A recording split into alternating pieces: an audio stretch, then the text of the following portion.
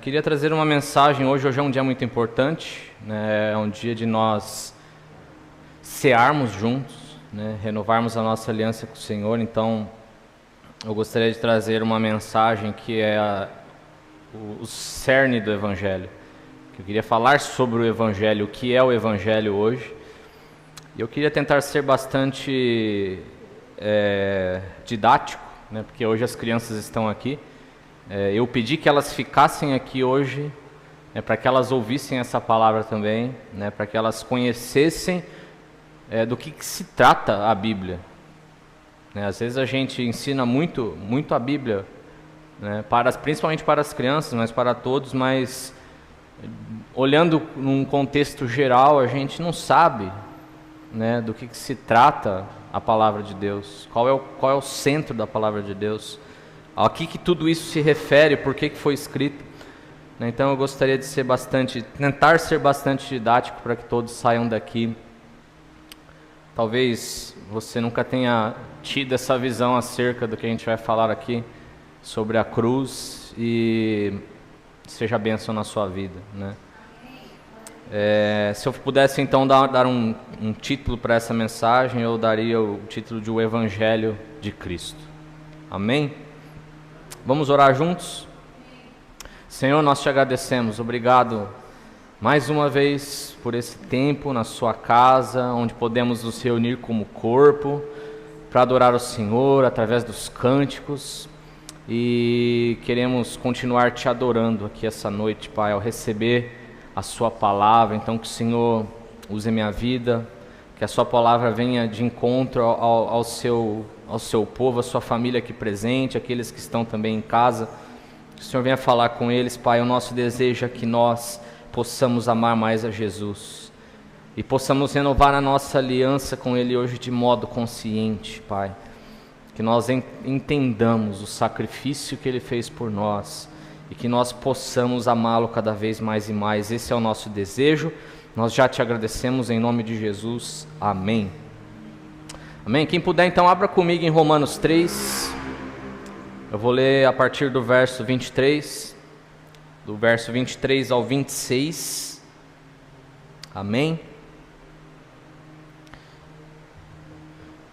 Abram aí em Romanos 3. Eu creio que usado pelo Espírito Santo, o apóstolo Paulo, ele foi muito feliz nisso que ele escreveu aqui. Em 4 versículos ele nos resumiu o Evangelho. Né? E a gente vai ler esses versículos e vai falar um pouco sobre isso. Todos acharam? Romanos 3, a partir do 23. Então vamos ler juntos aqui.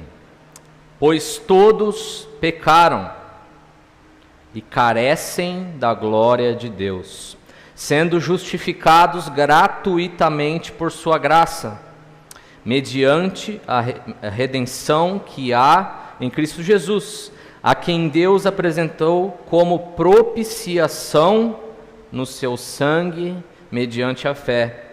Deus fez isso para manifestar a sua justiça, por ter Ele, na sua tolerância, deixado impunes os pecados anteriormente cometidos, tendo em vista a manifestação da sua justiça no tempo presente, a fim de que o próprio Deus seja justo e o justificador daquele que tem fé em Jesus.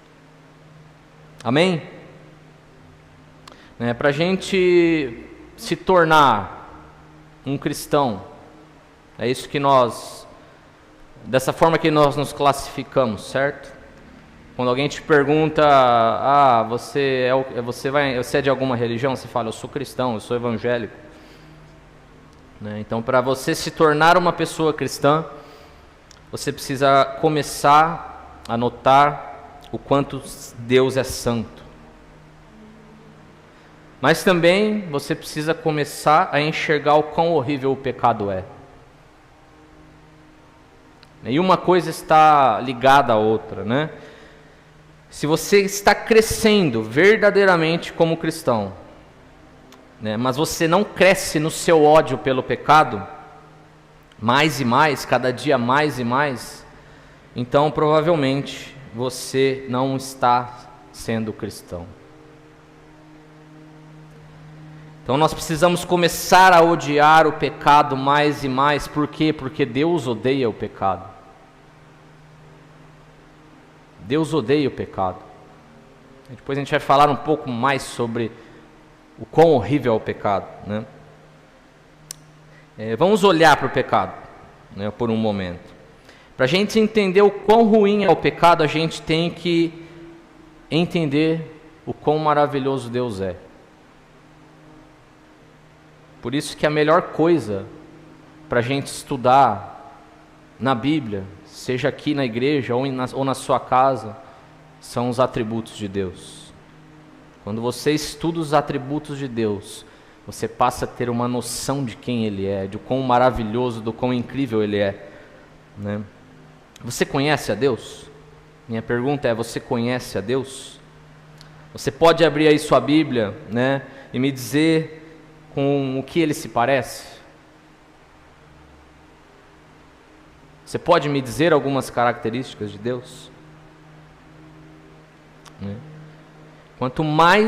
Porque quanto mais você sabe de Deus, mais luz você terá, com mais nojo do pecado você vai ficar, e mais puro e limpo você vai ficar.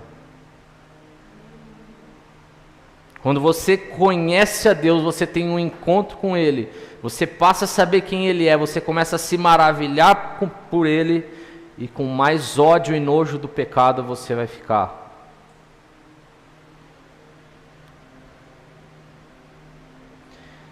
Então, se Deus, Ele odeia o pecado, né, vamos pensar assim, quando você peca contra Deus, né, você não está pecando contra um simples prefeito da sua cidade, ou você não está pecando contra o presidente do Brasil.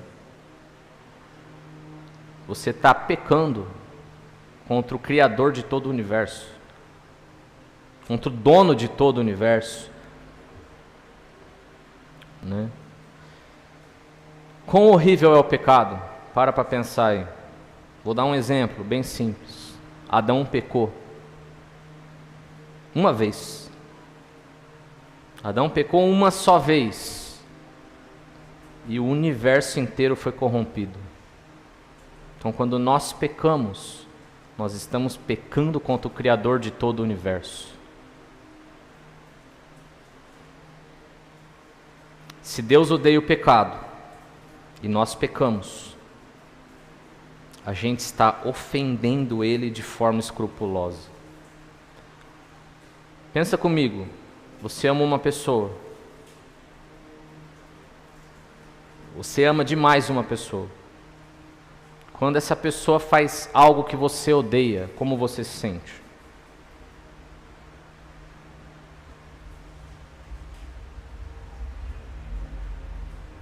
Vai se sentir extremamente ofendida, chateada, né?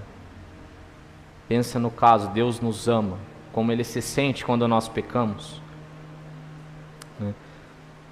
Então, no dia da criação, vamos supor aqui, Deus Ele criou as estrelas, Ele falou assim para as estrelas, fiquem nesses lugares, as estrelas obedeceram Ele, né? Deus Ele criou também os planetas e falou para eles assim, vocês vão se movimentar nessas órbitas aqui. E os planetas obedeceram a Ele. Ele disse para as montanhas se elevarem, elas obedeceram a Ele. Ele disse também para os mares, vocês só podem vir até aqui. Daqui para cá é terra, vocês não podem entrar. E os mares obedeceram a Ele. E Ele disse para nós não pecarmos e obedecermos os seus mandamentos. E o que nós dizemos a Ele? Não.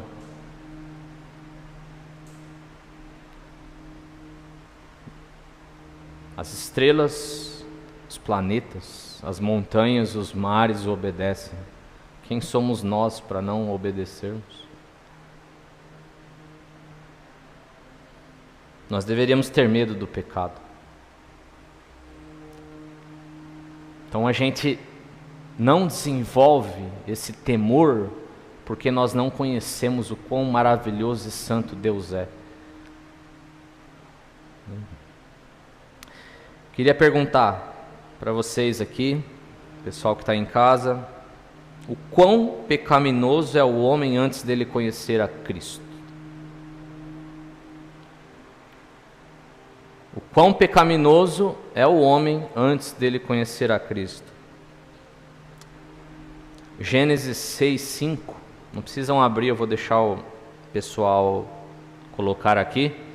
Gênesis 6:5 diz assim: o Senhor viu que a maldade das pessoas havia se multiplicado na terra e que todo desígnio do coração delas era continuamente mal. Vou repetir. O Senhor viu que a maldade das pessoas havia se multiplicado na terra e que todo desígnio do coração delas era continuamente mal. Essa é a natureza de um homem antes de vir a Cristo. E Gênesis 6, aqui o contexto é a época de Moisés, é a época de Noé. Não havia um homem bom sobre a terra, somente Noé. Mas aqui tem uma palavra que é muito importante nesse texto que a gente leu, e essa palavra é continuamente. Todo desígnio do coração das pessoas era continuamente mal. Muitas vezes a gente lê isso, a gente pula.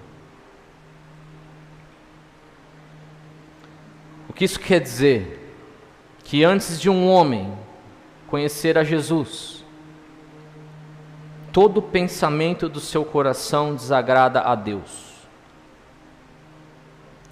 pois não é dirigido para Deus, para a sua glória.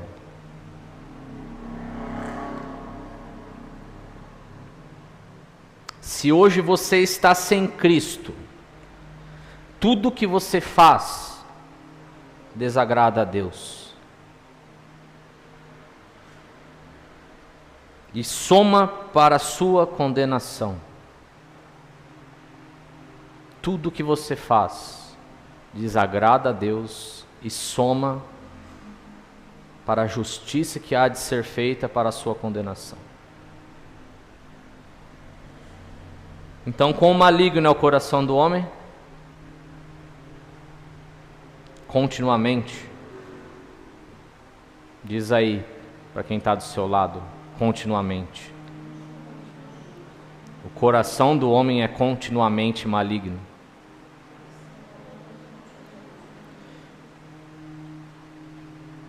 Seja quem for aqui,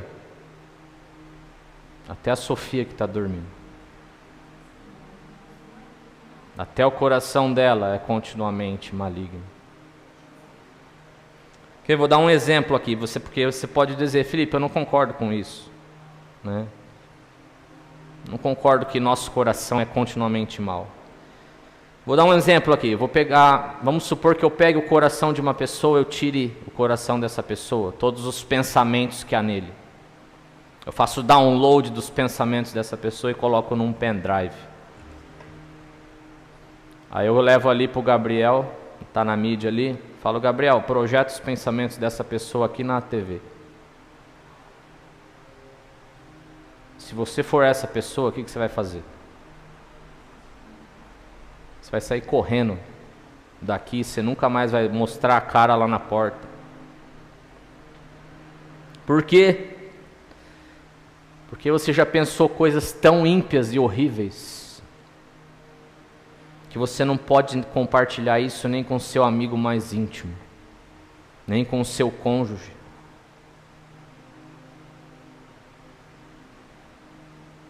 Pensa aí nas coisas mais horríveis que você já pensou na sua vida. E me diz se o seu coração não é um coração continuamente mau.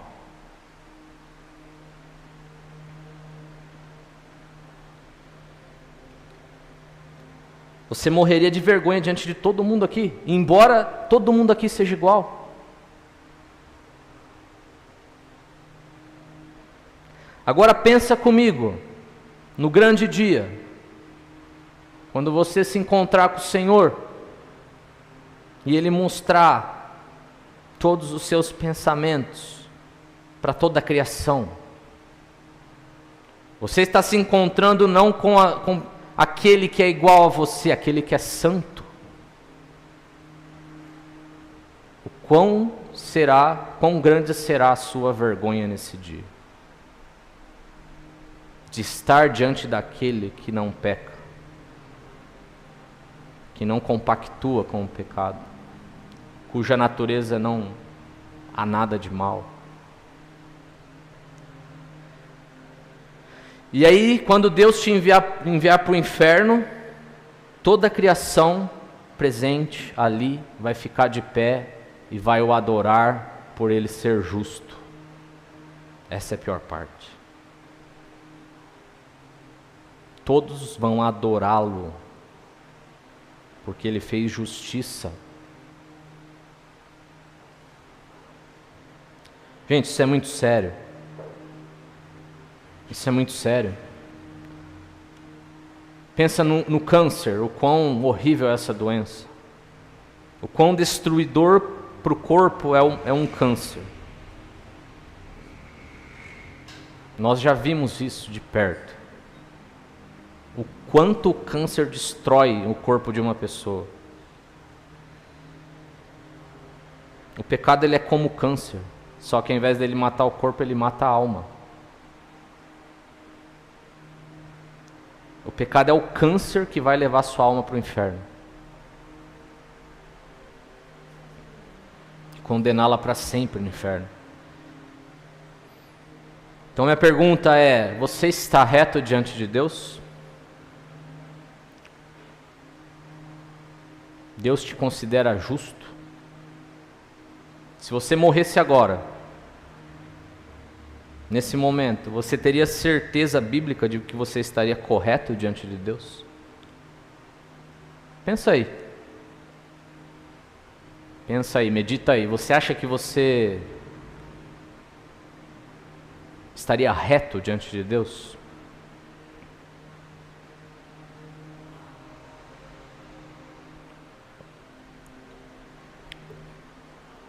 Vou ler Gênesis 8, 21. Gênesis 8, 21 diz assim: E o Senhor aspirou o aroma agradável e disse consigo mesmo: Nunca mais vou amaldiçoar a terra por causa das pessoas, porque é mau o desígnio íntimo do ser humano desde a sua mocidade. Aqui ele está dizendo assim, ó, o coração do homem é mau desde quando ele nasce. Desde quando ele é mais moço possível. Então o que a gente aprende com isso? Que o pecado não são coisas que nós fazemos. É algo que nós somos. É parte da nossa natureza caída, herdada de Adão. Nós somos pecadores. Nós não pecamos somente. A Bíblia diz que o homem nasce em pecado. A nossa natureza, ao nascer, é pecaminosa. E aquilo que eu disse, os pequenos aqui, eles são pecadores. Como assim, Felipe? Coração puro dessas crianças aqui. Vou dar um exemplo. Pega uma criança de 2, 3 anos. Coloca ela numa sala. Dá muitos brinquedos para ela. Enche ela de brinquedos. E fica olhando. Você vai ver que alguns brinquedos ela gosta mais. Ela vai começar a brincar com esses brinquedos que ela gosta mais. E alguns ela vai deixar de canto. Por quê? Porque ela não gostou, ela odiou aqueles brinquedos. Pega o brinquedo que ela odeia, dá na mão dela, ela vai jogar. Pega de novo, dá na mão dela, ela vai jogar. Por quê? Porque ela não gostou daquele brinquedo. Agora pega outra criança da mesma idade, põe na mesma sala. Coloca de frente para a primeira criança, as duas crianças. Pega o brinquedo que a primeira criança odiou e dá na mão da segunda. O que a primeira criança vai fazer? Vai querer pegar da segunda criança. Mas ela não odiou. Mas surgiu um sentimento chamado inveja, que ninguém ensinou para ela. Que ninguém ensinou para ela. Isso já é da natureza do coração dela. E ela vai fazer o que for necessário para tomar o brinquedo da mão da outra. Vai empurrar, vai puxar. Se ela tivesse força, ela poderia até matar outra criança. Por quê?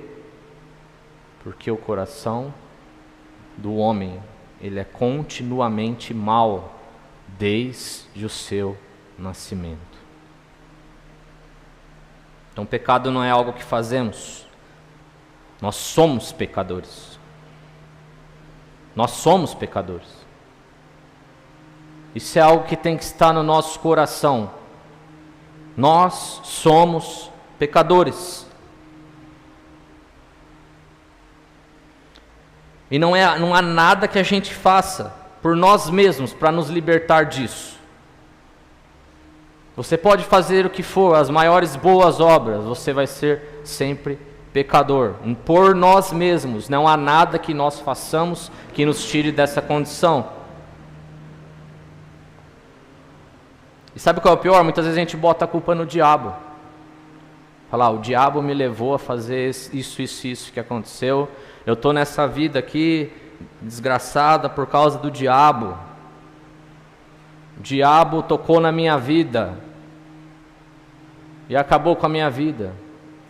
Vou falar uma coisa, se o diabo tirar férias e ir para o Caribe, ficar um mês lá, na praia, você vai continuar pecando enquanto ele estiver lá.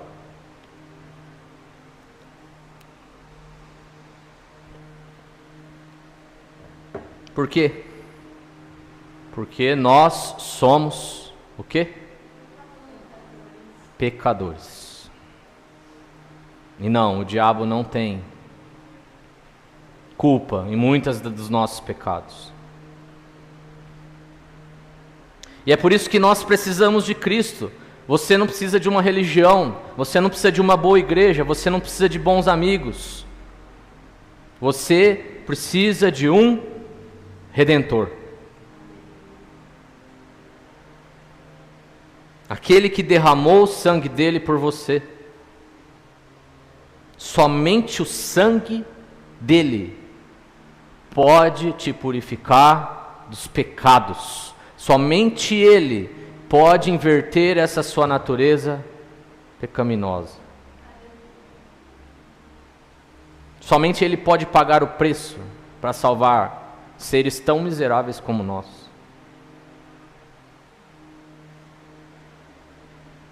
Isaías 64, verso 6.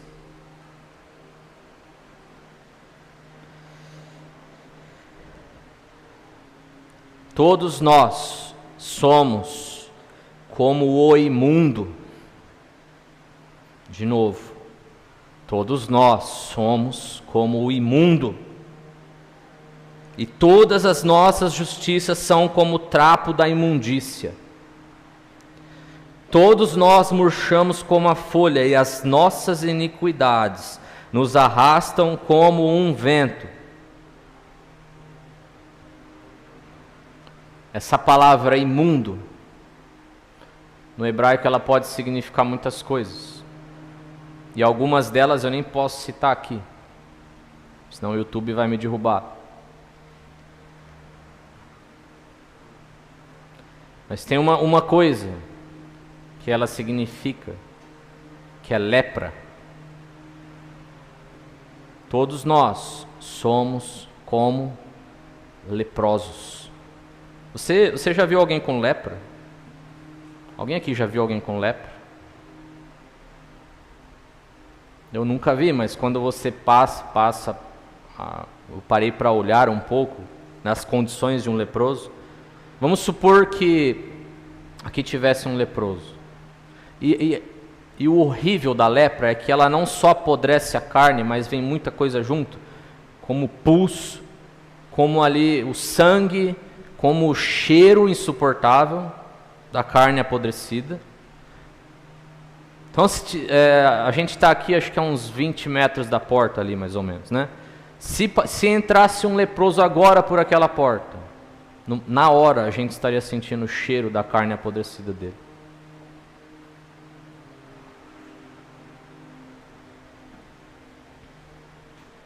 Na hora.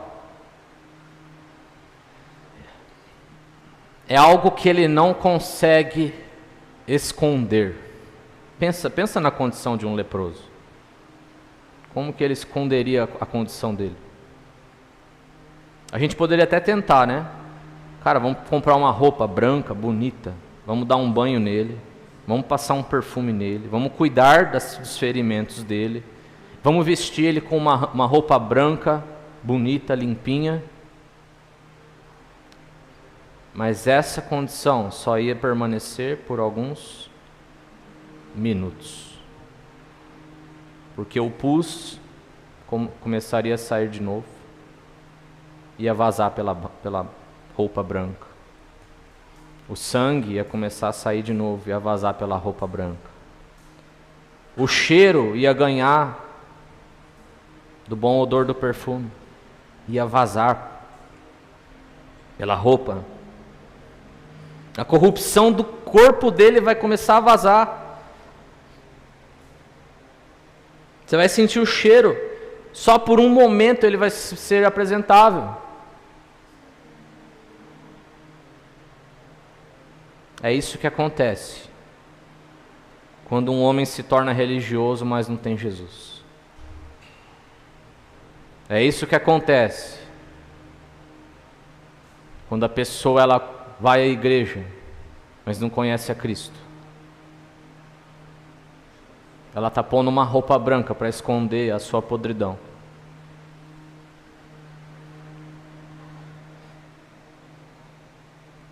São pessoas que se dizem cristãs, mas não conhecem a Cristo e não têm o Espírito Santo com elas. Então, por um instante, essa pessoa vai parecer bonita, agradável, mas vai chegar um momento que a alma corrupta dela vai vazar para fora.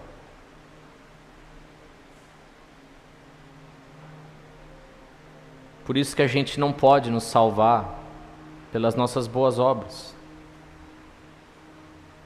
As boas obras não nos trazem salvação, pois fora do sangue de Jesus, o seu coração vai corromper tudo aquilo que você fizer. Ele vai destruir tudo aquilo que você fizer. Você pode fazer milhões de boas obras, mas o seu coração ainda é corrupto e pecaminoso. E as boas obras não pagam isso. Vamos voltar lá em Romanos 3. A gente leu que todos pecaram, pois todos pecaram. Nós somos pecadores. Nós nascemos pecadores e continuamente o nosso coração é mau. E aí ele continua no verso 23 ainda, tá? Pois todos pecaram e carecem da glória de Deus. O que significa e carecem da glória de Deus? O que vocês acham?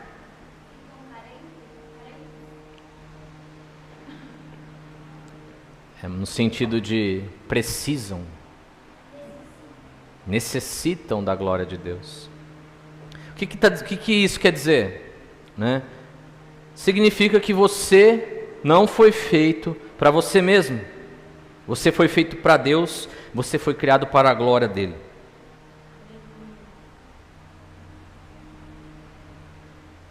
Você depende da glória dele.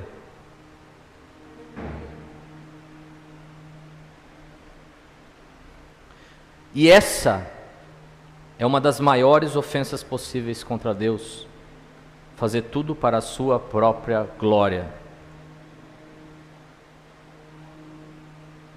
Vamos pensar comigo aqui, né? O que caracteriza um pecado? Que eu posso dizer, ó, você pecou.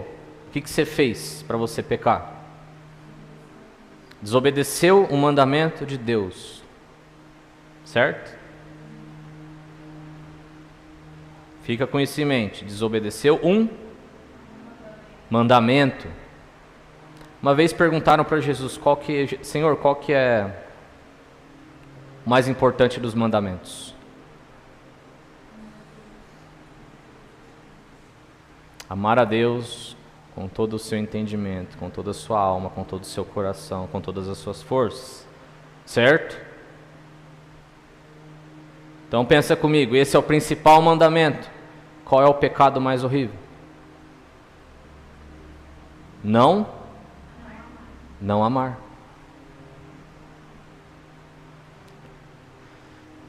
Então quando a gente coloca qualquer coisa, ama qualquer coisa acima de Deus, a gente comete um dos maiores pecados. Agora pensa comigo, quando você peca, quem que você está amando? Vamos supor eu tive que mentir para uma pessoa, para esconder uma situação que eu mesmo criei. Então, quem está se beneficiando da mentira? Eu mesmo. Vamos supor, a pessoa adulterou, traiu o cônjuge. Por que ela fez isso? Para quem se beneficiar? Ela mesma, do prazer que isso ia trazer, o prazer carnal que isso ia trazer. Vamos pegar uma religião politeísta. Você tem lá diversos deuses. Tem o Deus da colheita, o Deus do sol, o Deus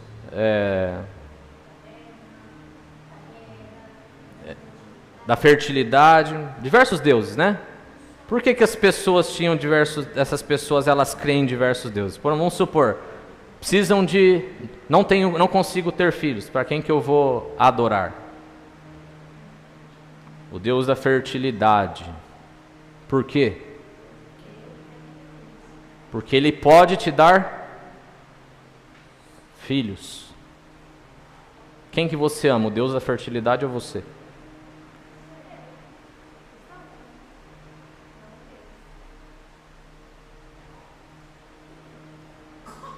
Então, quando você não ama a Deus acima de todas as coisas, quem você ama?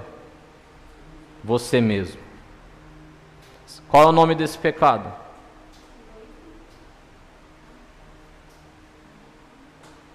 Idolatria. Só que é uma idolatria de si próprio. É você fazer tudo para a sua própria glória.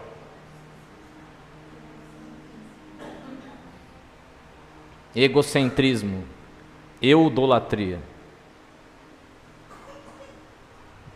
Então quando a gente fala de idolatria, gente, na Bíblia, quando as pessoas adoravam outros deuses, quem que elas estavam idolatrando? Elas mesmas. Elas estavam vivendo para a sua própria glória. Então em Romanos 1, quando você pega Romanos 1 ali, tem uma lista enorme de pecados. Certo? Mas o pior deles é esse daqui, ó. Embora conhecessem a Deus, não fizeram nada para glorificá-lo como Deus. Vamos pensar comigo aqui? Qual é o intento do diabo? Por que que ele foi expulso dos céus? O que vocês acham? Por que que o diabo foi expulso dos céus? Porque ele queria ser como Deus.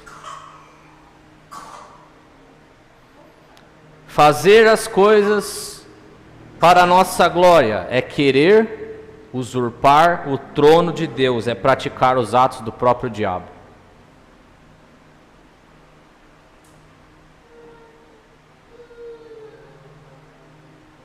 Você só vive para você, você só pensa em você. Até coisas que só Deus pode te dar, você crê que você pode alcançar com o seu próprio braço. Você quer o lugar de Deus.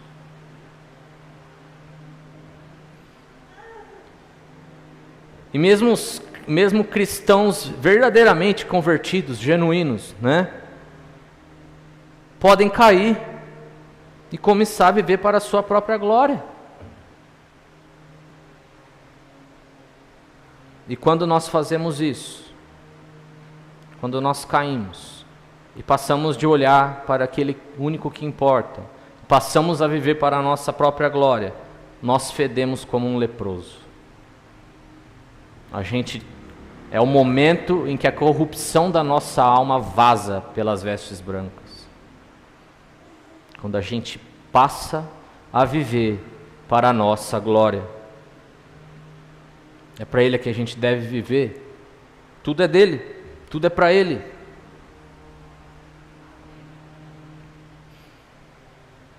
Então, verso 23, e carecem da glória de Deus. E aí, Paulo continua, verso 24, sendo justificados gratuitamente por sua graça. Então, pois todos pecaram e carecem da glória de Deus, certo? Sendo justificados gratuitamente por sua graça. Essas são as boas novas. Aqui começa a parte boa. Agora pensa comigo, mesmo em igrejas bíblicas, eu não estou falando de igrejas cheias. Estou falando de igrejas bíblicas, tá? Que seguem a palavra. Mesmo nas melhores igrejas bíblicas, haverão membros que serão perdidos, que não vão alcançar a salvação. Vocês percebem isso? Que podem ter pessoas aqui mesmo, né? Que tem 20, 30, 40 anos de igreja, que ainda não conheceram a Cristo, e têm vivido num ritmo robótico do cristianismo.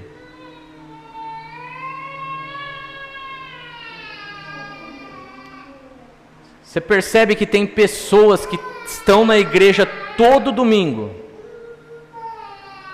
pessoas que estão na igreja todo domingo e que não vão ser salvos. Isso é muito triste, gente. Isso é muito triste.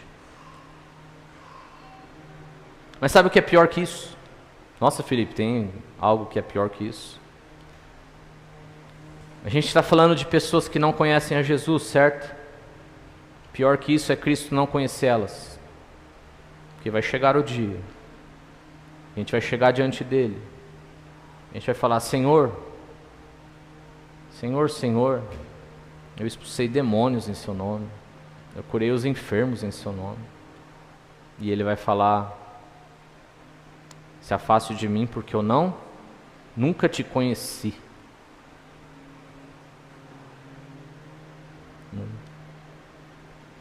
E aí você pode perguntar para mim: mas Felipe, como é que eu sei que o Senhor me conhece?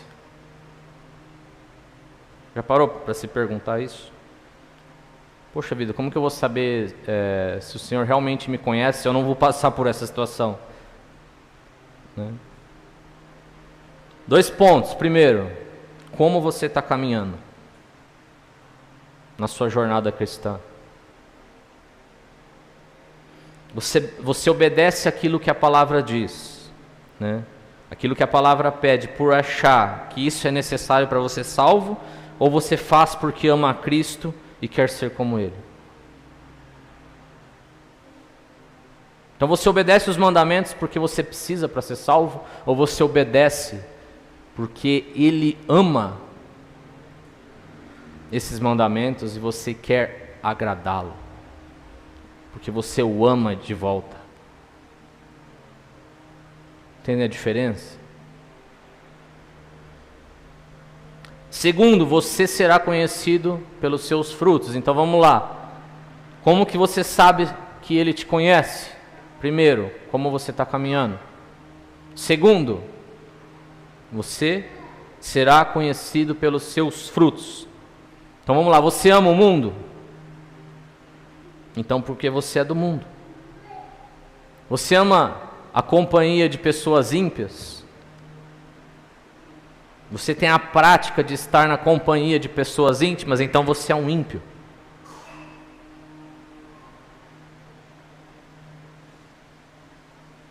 E isso você pode esconder dos melhores profetas, do seu pastor, dos seus irmãos na igreja.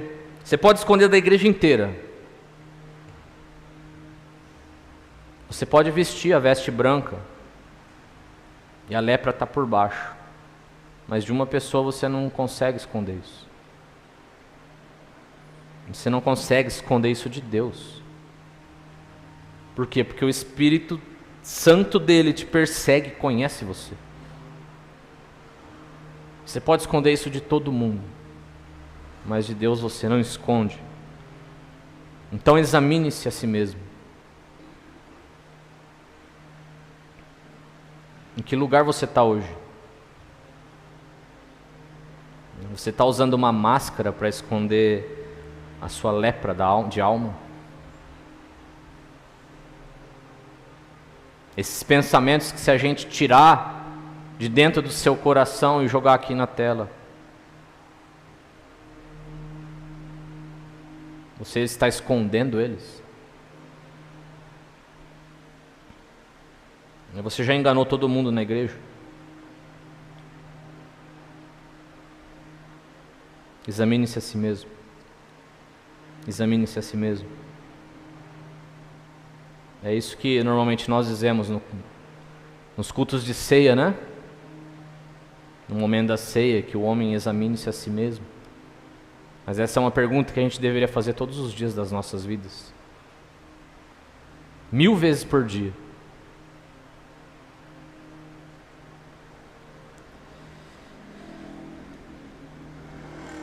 Só que aqui ele diz, sendo justificados gratuitamente.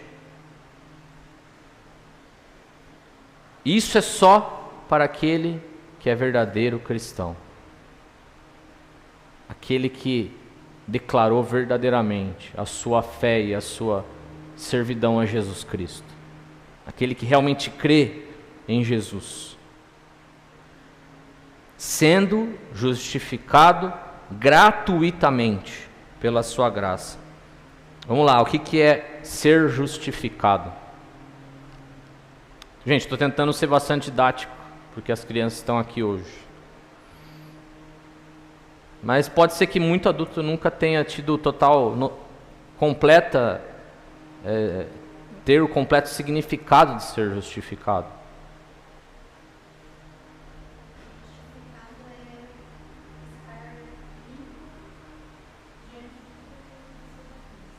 Estar limpo de tudo, diante de tudo aquilo que você já fez.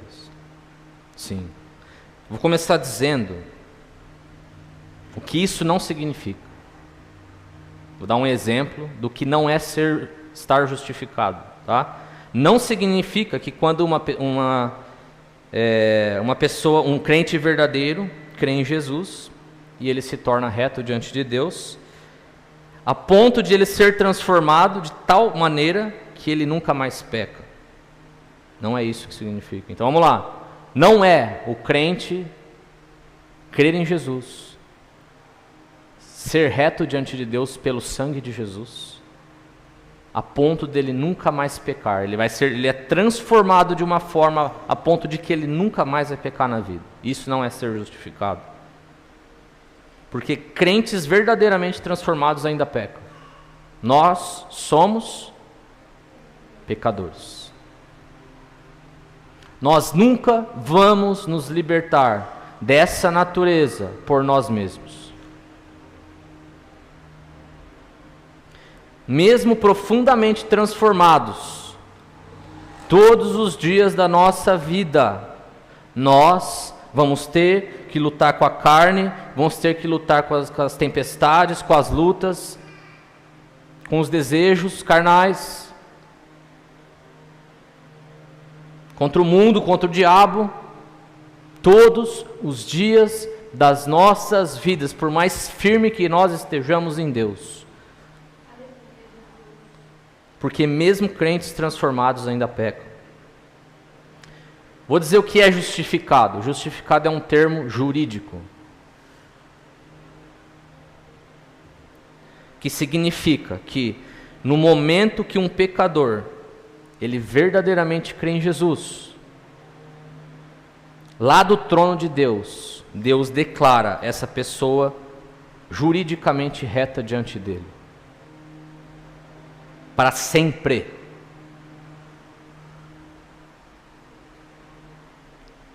E Deus trata essa pessoa como justa para sempre, mesmo com o coração medíocre, sujo e podre. Isso é ser justificado. Só que não é somente isso. Se a gente fosse falar que é somente isso, seria muito simples.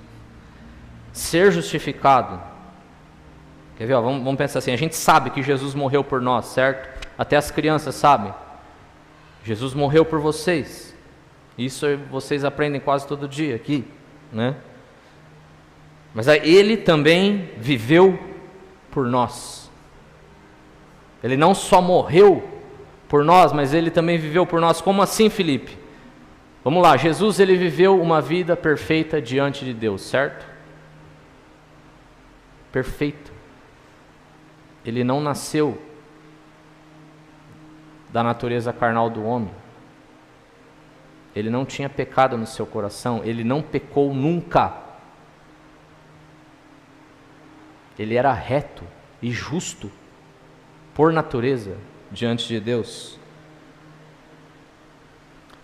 E quando nós somos justificados, o que Deus faz? Ele pega a vida perfeita de Jesus e imputa ela em nós.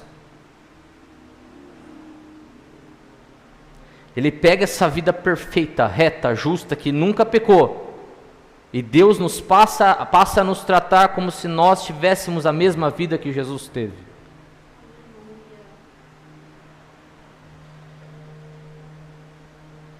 Quando essa pessoa recebe isso, ela se torna vestida com a justiça de Cristo. Para Deus ela se torna, em termos de jurídicos, de justiça, ela se torna a mesma pessoa que Jesus foi.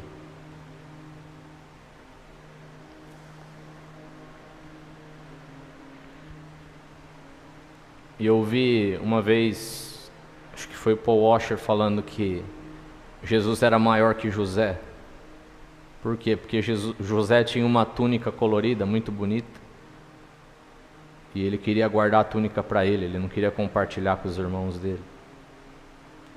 Jesus ele tem uma túnica de justiça infinita. E ele quer compartilhar essa túnica com todos os seus irmãos e irmãs.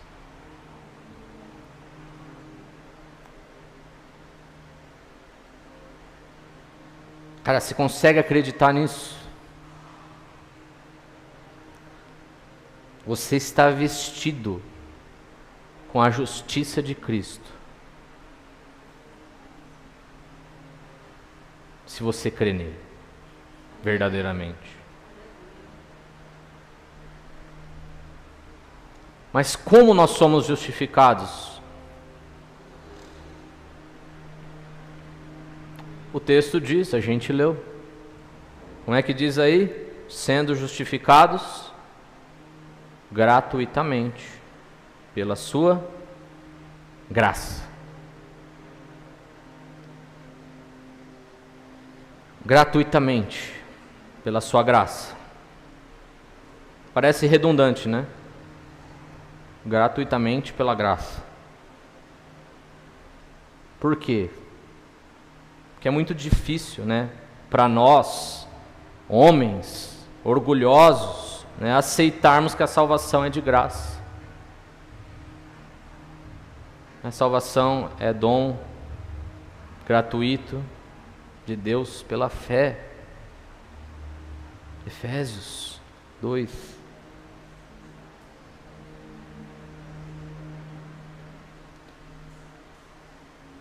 O orgulho do homem leva sempre ele para aquele lugar, né, de querer se salvar sozinho. Cara, deixa eu preciso ir para a igreja, eu preciso viver uma vida reta, por quê? Porque eu preciso praticar coisas que agradam a Deus para eu ser salvo. Não tem como você buscar a salvação, gente. Se alguém já te disse isso alguma vez, está mentindo. Porque a salvação é de graça, é gratuita e vem pela graça de Deus. É um presente, é um dom.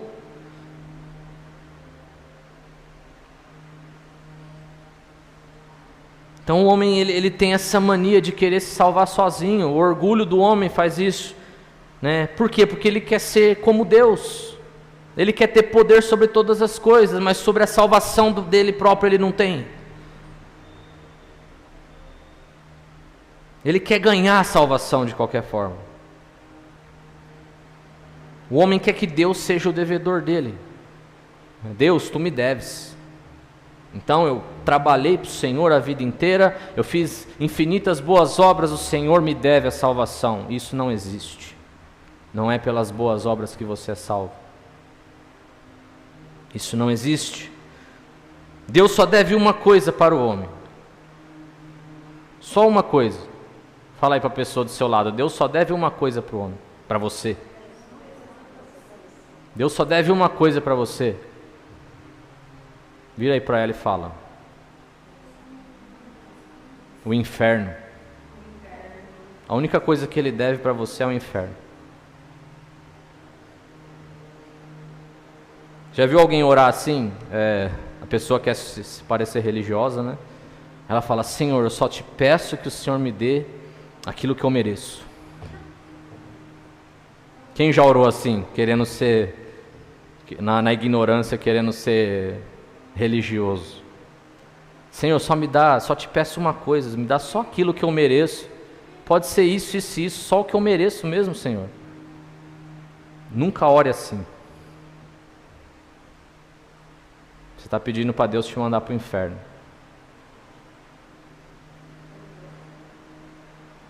É só isso que a gente consegue ganhar de Deus. É só isso que a gente merece de Deus. Misericórdia é quando Deus nos dá aquilo que nós não merecemos.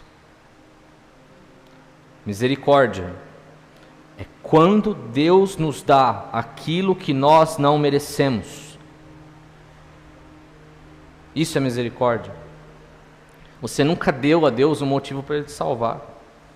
Você só deu a Deus um motivo para Ele te condenar. Você já nasceu condenado.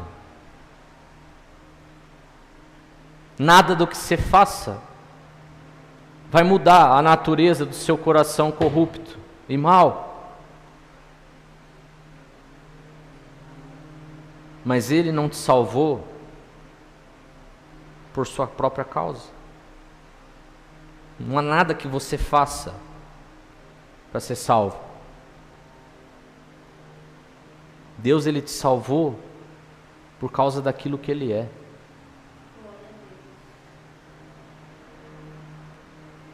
Tem tudo a ver com Ele, não tem nada a ver com você. Não tem a ver com você. Tem tudo a ver com Ele. Isso é fantástico, é difícil até de explicar. É difícil até de entender. Não tem nada a ver com nós, não há nada que nós possamos fazer para garantir a salvação. Isso é fantástico. É até difícil de entender. Sabe como isso se chama? Graça. Então a gente leu, né? Sendo justificados gratuitamente por sua Graça.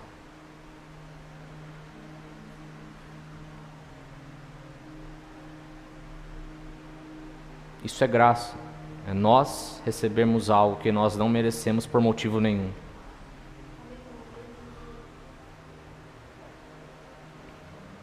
Só que aí a gente chega no maior problema existente na Bíblia. A razão para todas as coisas, o porquê a Bíblia foi escrita aqui.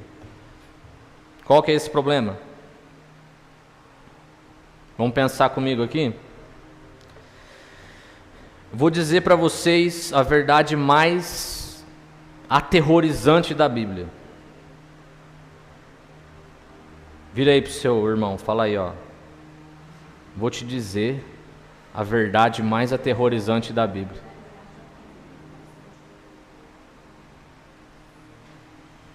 Vira aí para ele e fala: a verdade mais aterrorizante da Bíblia é: Deus é bom. Felipe, como é que isso é aterrorizante? Isso não é uma coisa boa?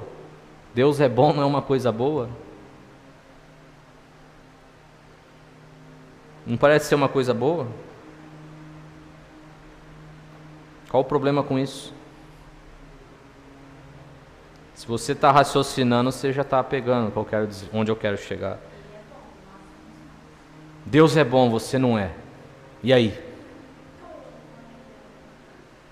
Só que Deus também ele é um juiz. Deus é bom, você não é. Deus é um juiz. Então, o que um juiz que é bom faz com gente como você?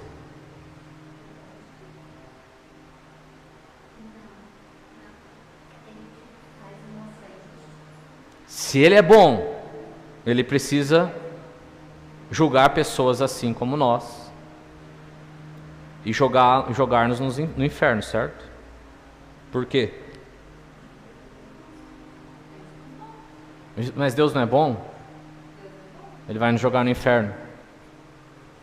Sim, porque ele é justo. Mas ele é bom e justo? A justiça dele? Vou exemplificar, vou dar um exemplo aqui, ó. Vamos lá. Vamos supor que você sai daqui e você vai para sua casa. Você chega lá, tá todo mundo morto. E tem um assassino que matou toda a sua família. Ele está ali embaixo com sangue nas mãos, agachado. Você chega lá, você consegue pegar ele, prender ele, amarrar ele, liga para a polícia e fala: ó, ele matou toda a minha família. O que vai acontecer com ele? Ó, podem levar, prendam ele e tal. Ele vai preso, fica lá. Só que vai chegar um dia que vai ser o julgamento dele. Ele chega lá no dia do julgamento, chega o juiz. E é um juiz bom. E o juiz chega para ele e fala assim: olha, eu sou bom. Eu tenho simpatia por você. Eu sei o quanto você está sofrendo. Então você está livre, pode ir.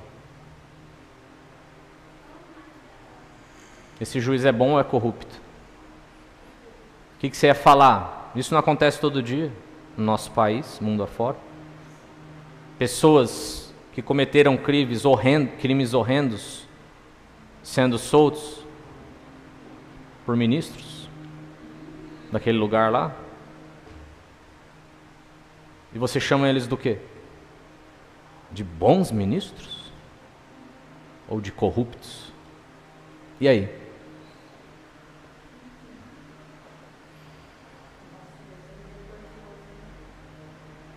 Olha o que diz em Provérbios 17. Provérbios 17, 15. Põe aí, abram aí comigo. Vou tomar uma água enquanto isso.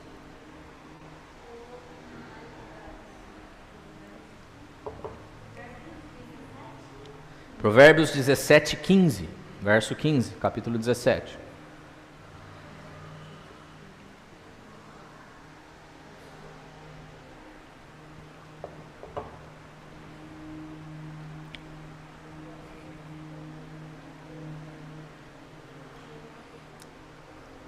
Vamos lá, o Senhor detesta quem justifica o ímpio. O Senhor detesta quem justifica o ímpio e quem condena o justo. Ele detesta tanto um quanto o outro. Espera aí, aqui está todo o problema. Pensa comigo, a palavra de Deus não pode ser quebrada e nem contradita. Em Romanos 3 a gente está muito feliz, porque nós somos justificados, mas nós somos ímpios.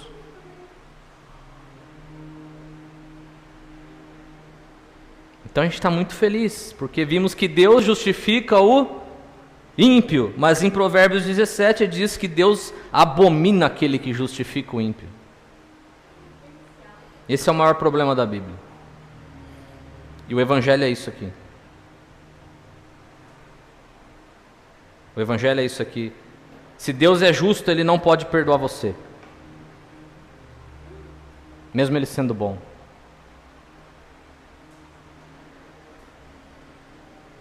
Eu já ouvi pessoas dizerem que, ao invés de Deus ser justo, Ele decidiu me amar. Entendeu? Então eu já ouvi pessoas dizerem assim: Deus, ao invés de ser justo, com Jesus Ele decidiu me amar, ser amável. Esse é o problema. O amor de Deus é injusto. O amor de Deus é injusto.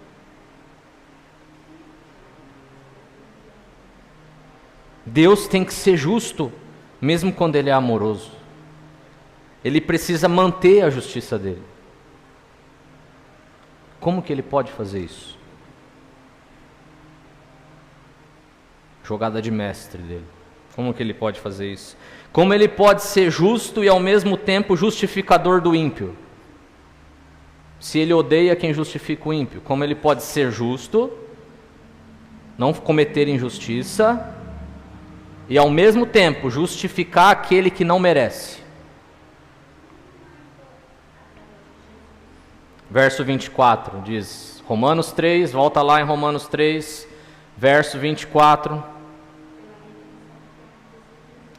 Mediante a redenção que há em Cristo Jesus. O que é redenção? Redenção é pagar um preço para libertar um escravo. Vou fazer 3 perguntas, vão pensando aí. Quem é o escravo nessa situação toda? Quem é o redentor nessa situação toda? Qual é o preço do resgate? E para quem Ele pagou o resgate? Vamos lá, quem é o escravo? Nós somos os escravos. Escravizados pelo pecado, pela nossa natureza pecaminosa. Quem é o redentor nessa história toda?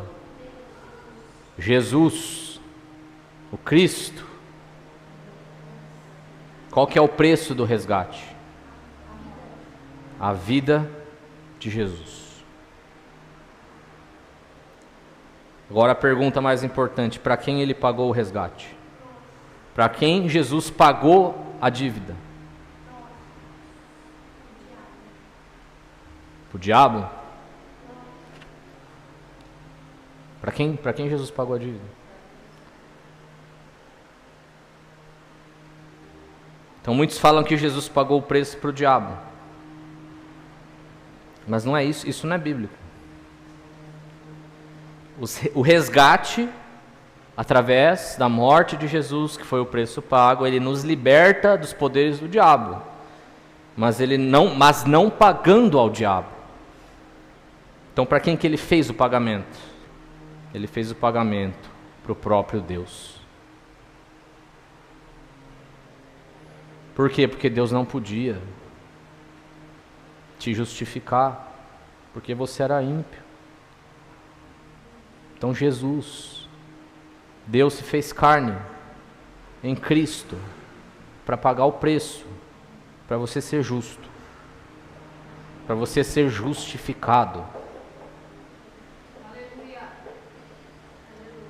Então a gente precisa entender que a justiça de Deus, ela demanda um pagamento para todos os seus crimes, para todos os nossos crimes. Deus é bom, e por Ele ser bom, Ele é justo. Ele não é igual aos ministros corruptos que a gente tem. Ele tem que fazer a justiça dele prevalecer porque ele é bom. Então ele tem que pagar um preço, alguém tem que morrer no seu lugar, porque você merecia a morte e o inferno.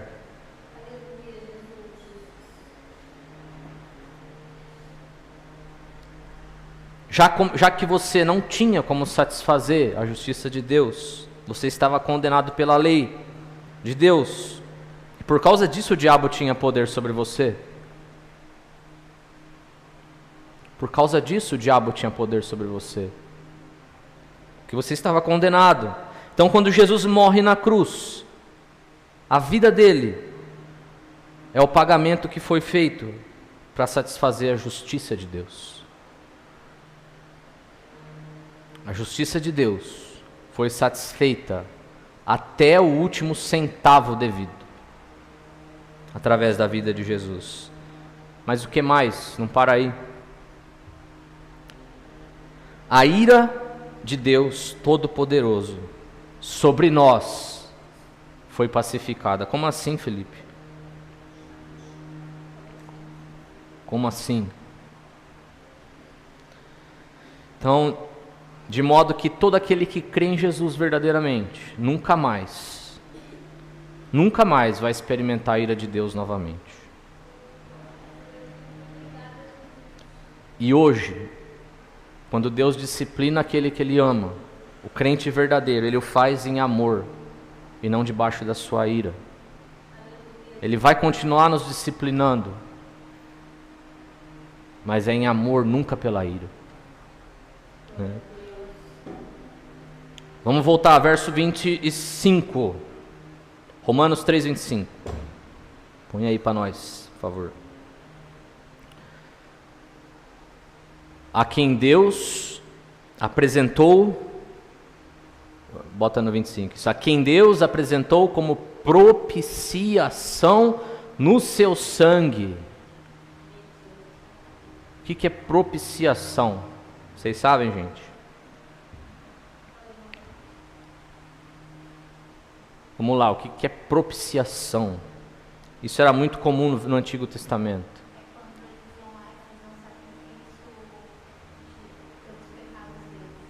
Exatamente. No Antigo Testamento, quando alguém estava em pecado, ele pegava um animal puro, limpo, sem nenhuma mancha, sem nenhuma mácula.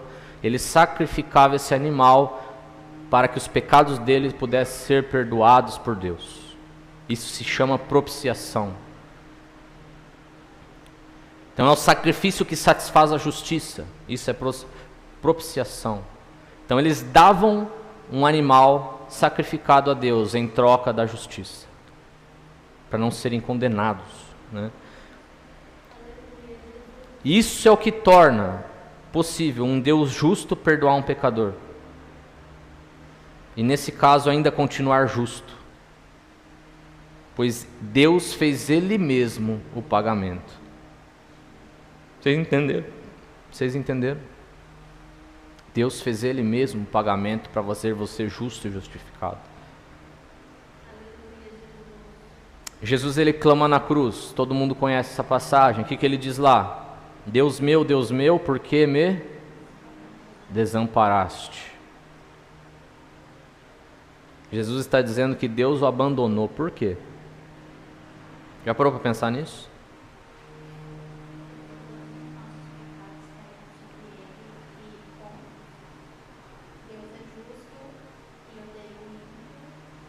Exatamente. Vamos abrir em Salmos 22. Salmos 22, do 1 ao 6.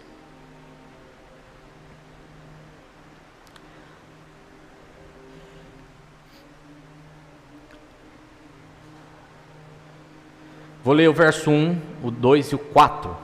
A gente vai pular o 3, tá bom? Vou ler assim, ó. Deus meu, por que me desamparaste? Opa! O que Jesus estava parafraseando na cruz? O Salmo 22. Porque se acham longe de mim a salvação as palavras de meu gemido? Deus meu, clamo de dia e não me respondes, também de noite, porém não tenho sossego. Verso 4. Nossos pais confiaram em ti, confiaram e tu os livraste. Por que Jesus parafraseia as palavras do salmista na cruz? A resposta está no verso 3 e no verso 6. Verso 3: Contudo, tu és santo, entronizado entre os louvores de Israel. 6: Mas eu sou verme e não um ser humano, afrontado pelos homens e desprezado pelo povo. De quem que o salmista estava falando? Por que Deus o desampara?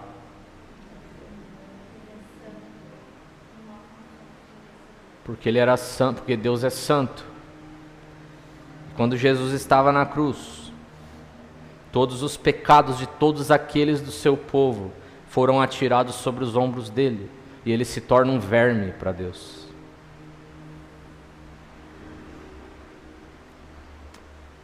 Nós somos ímpios e pecadores por nós mesmos. E por isso a gente estava separado de Deus.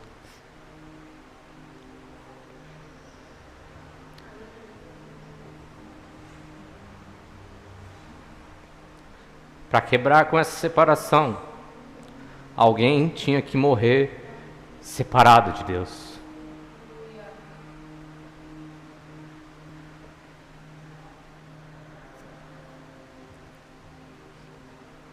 Jesus carregou nossos pecados e foi separado de Deus. Imagina o que ele estava sentindo. Ele nunca tinha sido separado de Deus em nenhum momento da vida dele. Já parou para pensar? Aquele sentimento de separação da presença de Deus era a pior coisa que ele sentiu, e a pior coisa que um homem pode sentir em toda a sua vida.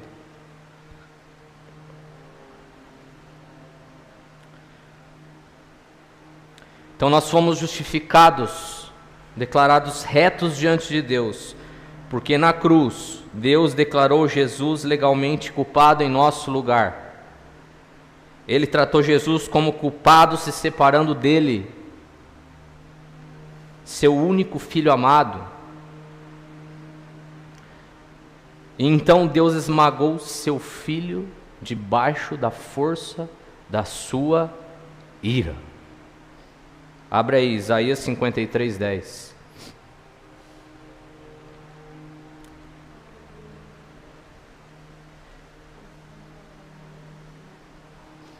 Toda a ira que devia ser jogada sobre você foi derramada em Jesus. Toda a ira de Deus que devia estar sobre os nossos ombros, Jesus bebeu dessa ira. Todavia ao Senhor agradou esmagá-lo, fazendo-o sofrer. Agradou a Deus esmagar a Cristo. Agradou a Deus esmagar a Cristo, porque ele se tornou um verme em nossos lugares. Adorou a Deus esmagar o seu filho, para que pessoas miseráveis como nós pudéssemos ser salvos.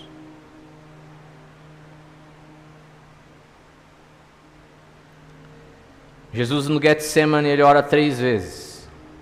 O que ele ora no Getsemane 3 vezes?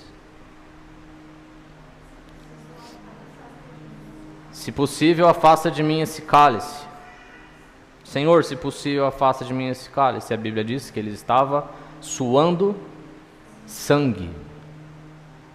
Ele estava com medo. O Deus homem estava com medo. Por quê? Do que ele estava com medo? O que era esse cálice? Alguém sabe o que é um cálice? As crianças sabem o que é um cálice? É como se fosse uma taça, um copo, né? O que era esse cálice? Muitos acham que é a cruz romana. Muitos acham que é as chibatadas Muitos acham que é a coroa de espinhos que foi colocada sobre ele. Cara, não faz sentido nenhum ser isso.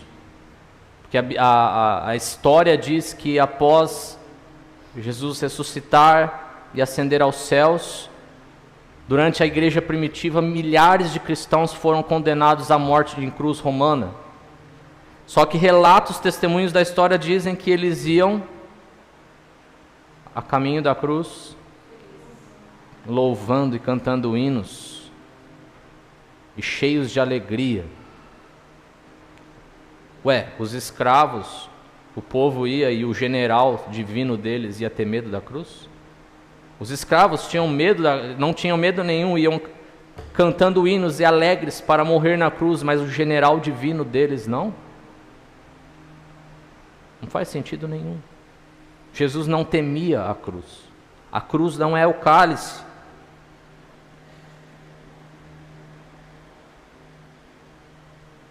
Jeremias 25:15 diz assim: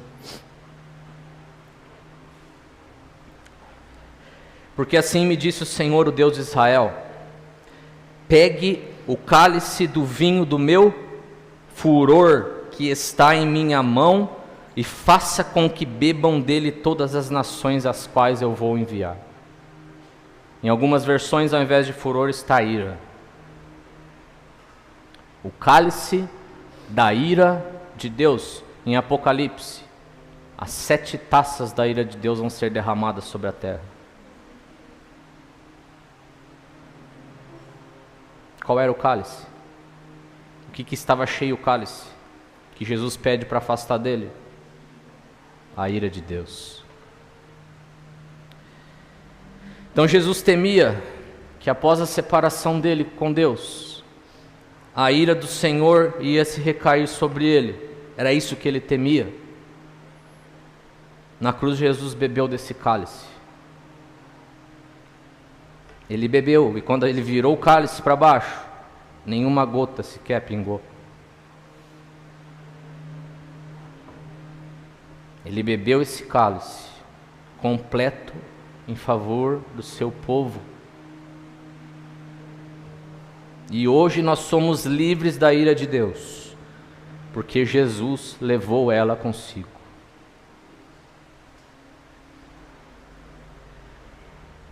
Então Jesus precisava ser homem para fazer isso. Mas além disso, ele precisava ser Deus. Por quê? Por 2 motivos. Primeiro, somente Deus pode ser Salvador. Esse título Deus não vai compartilhar com ninguém. Não podia ser um homem. Então Jesus, Deus, é o Salvador.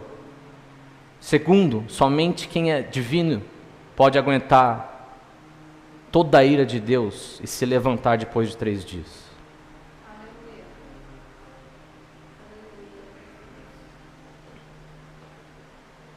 A divindade dele, Jesus, Deus no homem, era o que manteve ele aguentando a ira de Deus naquela cruz por algumas horas, para que nós pudéssemos ser salvos. E a pergunta aqui: como é que um homem, um único homem, poderia sofrer por algumas poucas horas numa cruz e com isso salvar uma multidão de pessoas de uma eternidade no inferno? Como que um único homem poderia fazer isso? Porque esse homem valia mais que todos os homens e todas as pessoas juntas. Esse homem valia mais que todos os homens somados. Ele era um salvador de valor infinito. E antes dele morrer, ele diz o quê? Está consumado. Consumado é um termo jurídico de negócios que significa completamente pago, quitado. Ali ele estava dizendo: a sua dívida está paga completamente. E eu não preguei o evangelho ainda, porque um salvador morto não é um salvador. E no terceiro dia, aquele que morreu por nós, ele se levanta. Depois de ter pago o preço, o sofrimento, e ele ascende aos céus e se senta do lado do trono de Deus. Então sim, há um Deus homem, em carne e osso, sentado do lado do trono do Senhor, numa região espiritual, na região celestial. Esse Deus homem está lá. Você acha que com o corpo perfeito? Não. Ele está lá, com todas as cicatrizes e marcas do sofrimento. Ele continua lá intercedendo por nós eternamente.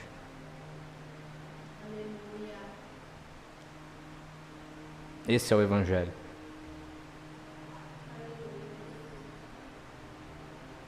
Esse é o Evangelho.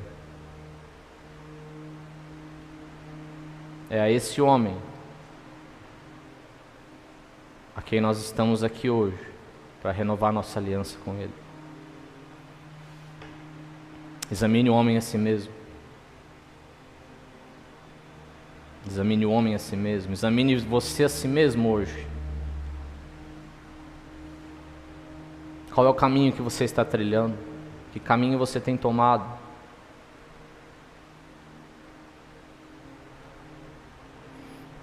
Você já creu verdadeiramente no Senhor?